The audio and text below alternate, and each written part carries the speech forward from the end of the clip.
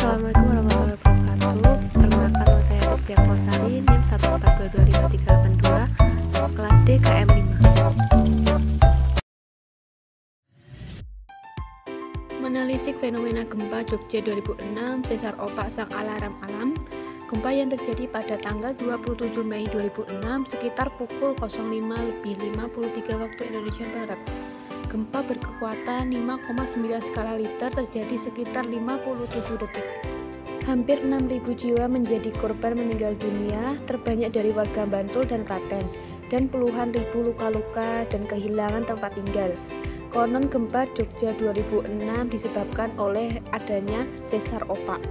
Aliran sungai Opak yang berada di Hilir Rapi dengan panjang sekitar 35 km yang membelah kota Yogyakarta di dua kabupaten, yaitu Kabupaten Sleman dan Kabupaten Bantul. Sungai ini mengalir hingga hilir pantai Parangtritis, dan di balik panorama pemandangan yang sangat menawan, terdapat sesar opak, sesar yang ada di timur barat daya. Dan benarkah sesar ini yang menyebabkan gempa 2006?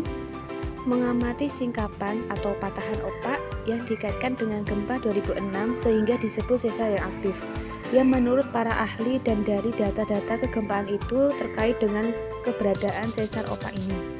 Bagaimana sesar opak bisa bergeser dan apa penyebabnya?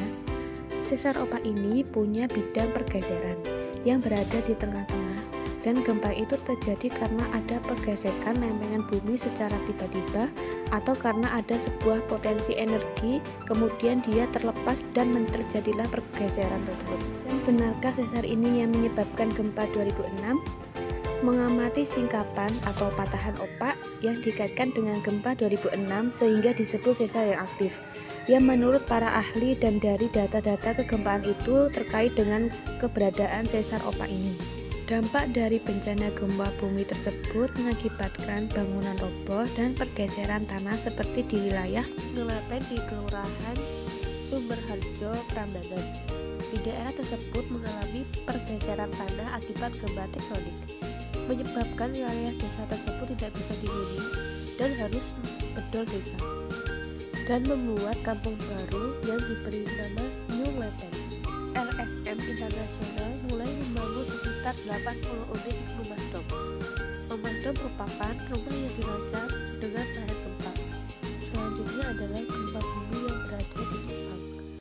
Gempa bumi besar melanda pantai barat Jepang, mencapai kekuatan sekitar 7,6 skala Richter. Meskipun demikian, kurang dari 100 orang yang meninggal dunia. Jepang merupakan negara yang sering dilanda gempa. Oleh karena itu, telah menjadikan mereka siap untuk menghadapinya. Sejak gempa besar Konta dan badai api tahun 1923 yang menghancurkan Tokyo, semua bangunan negara ini telah dirancang sesuai dengan standar desain tahan gempa, dan rumah-rumah dipenuhi dengan perlengkapan bertahan hidup serta sistem peringatan gempa.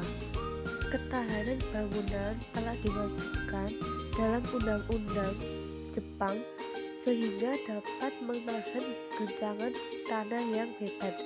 Kontrol getaran di Jepang yang dilakukan dengan berbagai cara.